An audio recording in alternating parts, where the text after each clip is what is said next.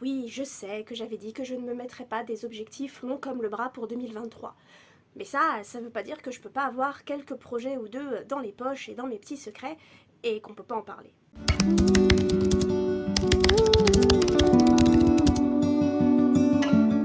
Bonjour à toutes et à tous, je vous souhaite un bon dimanche et je vous remercie de passer ces quelques minutes en ma compagnie.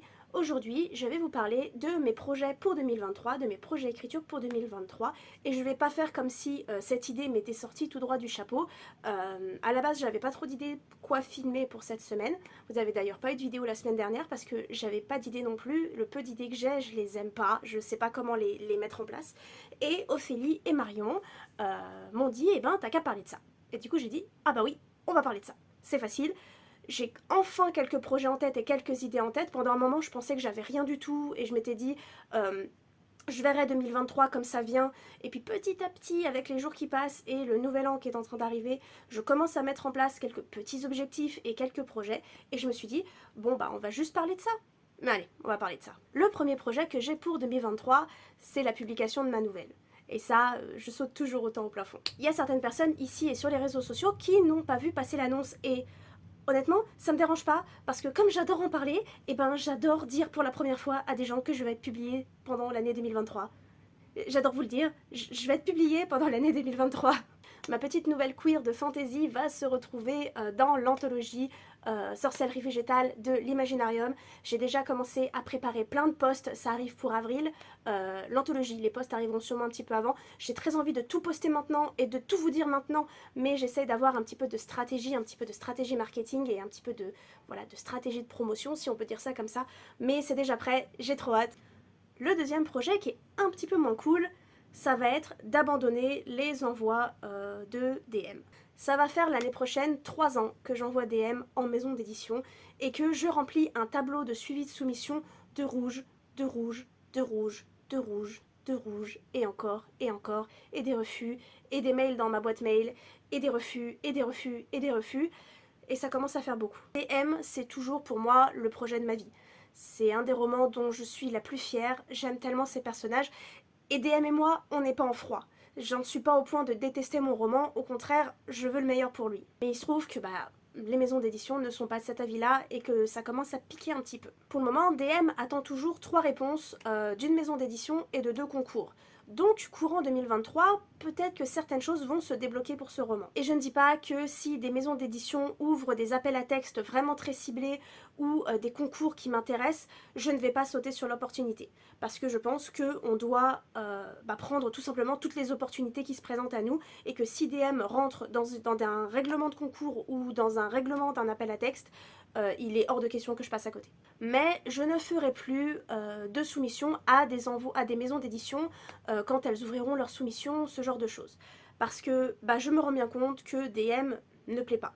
Et je suis un peu dans une impasse où est-ce que je le laisse comme ça et il ne fonctionne pas, ou est-ce que je le change avec ce qu'on me dit de changer et ce roman ne m'appartient plus. Parce que j'ai déjà fait plusieurs bêta-lectures, j'ai déjà fait plusieurs réécritures avec l'aide de bêta-lectrices, mais également des avis des maisons d'édition. Et je pense que si je touche encore une fois à ce roman, c'est plus le mien. C'est le roman que veulent les maisons d'édition. Et même si je veux être publiée en maison d'édition, je veux que ce roman soit le mien. Il y a aussi le fait que j'ai envoyé à énormément de maisons. Les gens se rendent pas compte quand je dis que ça marche pas et qu'ils me disent « Ah, t'as qu'à envoyer chez eux ?» C'est déjà fait. T'as qu'à envoyer là, c'est déjà fait. T'as qu'à participer à ce concours, oui, c'est déjà fait. J'ai envoyé chez énormément de monde. Et en fait, j'ai la sensation que je commence à chercher des maisons d'édition pour ce projet, uniquement dans le but de trouver une maison d'édition pour le faire publier, mais pas parce que j'ai forcément envie de collaborer avec cette maison d'édition. Je sais pas si je suis claire. Jusque-là, tous les concours auxquels j'ai envoyé et toutes les maisons d'édition auxquelles j'ai envoyé DM, c'était des maisons d'édition où je me disais qu'est-ce que j'aimerais bosser avec eux, genre vraiment avec cette équipe, avoir des couvertures comme ils font, être dans leur univers. Et c'est ça qui me permettait de continuer et de me dire même si cette maison d'édition-là m'a dit non, celle-là, elle m'intéresse tout autant, j'ai vraiment envie de bosser avec ces maisons. Maintenant, j'ai l'impression que si j'envoie des DM, c'est juste pour envoyer. Et j'ai pas envie de passer de ce côté-là dans mon envie de publier. Je veux envoyer à des maisons d'édition avec qui j'ai envie de collaborer. Et il se trouve que les 3 dernières maisons d'édition, ou en tout cas les 3 derniers concours avec lesquels j'ai envie de collaborer, ils ont des DM dans leur mail et dans leur tiroir. Et il faut attendre 2023. Et en 2023, pour le moment, j'ai pas d'idée de maison d'édition à qui envoyer en tête parce que ce serait des envois comme ça, des envois au pif juste pour être publiés. Et je veux pas que ça devienne ça. Je veux que DM soit entre les mains d'une équipe et d'une maison d'édition avec qui j'ai envie de travailler. Mais j'ai d'autres projets, hein. Je n'ai pas que DM. Par exemple, j'ai toujours un album jeunesse qui est en attente des éditions Grund pour leur appel à texte pour les albums jeunesse, justement. Ça arrivera en 2023. J'ai toujours mon roman de fantasy avec des banshees LAELV dans les tiroirs de Scrineo. J'ai toujours ma novella queer O, mon histoire de sirène que j'ai envoyée à Octoquill. Et en parlant de O, on va parler de la maison Ibi. J'attends toujours les retours de Ibi pour leur appel à texte carte sur table qui ne devrait pas trop tarder. Mais j'attends également que la maison d'édition réouvre ses soumissions pour les romans courts. C'était censé se faire début décembre. Il se trouve que la maison d'édition pour le moment est un petit peu sous les eaux et a donc envoyé un communiqué en disant qu'ils n'ouvriraient pas tout de suite leur soumission. J'étais un petit peu déçue, mais quand la maison rouvrira ses soumissions, je pense envoyer O, vous savez, que j'ai envoyé à Octoquill, pour les romans courts de chez Ibi. Voilà, ça fait partie de mes envois prévus. Et enfin, dans ce qui n'est pas encore tout à fait écrit. J'ai envie de participer cette année à l'appel à texte de Projet Silex. Ça fait un moment que je ziote cette maison d'édition, ça fait un moment que j'ai envie de participer à des AT et qu'ils ont des livres absolument incroyables, une communauté que je trouve super et j'ai vraiment envie de participer. Et à chaque fois les appels à texte me donnaient quelques idées, mais j'osais pas me jeter à l'eau. Cette année, c'est de la fantasy, de la SFFF administrative. Le thème c'est démarche ou crève, j'adore ce thème. Et en gros, c'est d'écrire quelque chose d'administratif, genre dans des bureaux, des assurances, tout ce que vous voulez qui a un rapport avec l'administratif au creux d'un univers fantastique, fantasy ou de science-fiction. Et je trouve ça génial. J'ai brainstormé plusieurs idées, au début j'avais pas grand chose et au final l'autre jour je me suis mise à écrire et j'ai écrit pratiquement 2000 mots d'un petit projet que je trouve sympa.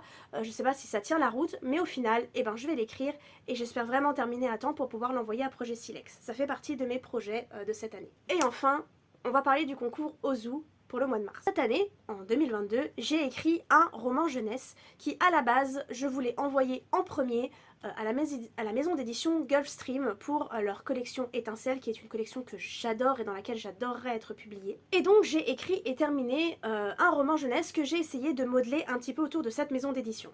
Et entre-temps, Ozu a ouvert son concours de premier roman comme l'année dernière. Je me suis un petit peu monté la tête en me disant je vais envoyer ce roman jeunesse à Ozu, c'est mon moment et ça me donne une raison de me mettre un coup de pied au derrière et d'envoyer ce texte en bêta lecture, ce que je procrastinais beaucoup, pour le recommencer, pour le réécrire à partir du 1er janvier et comme ça en mars je pourrais l'envoyer. Je me disais que 2 mois de réécriture c'était plus que faisable. Il se trouve que peut-être 2 mois de réécriture c'est un petit peu court. Avec la bêta lecture, 2 problèmes sont en train d'être soulevés.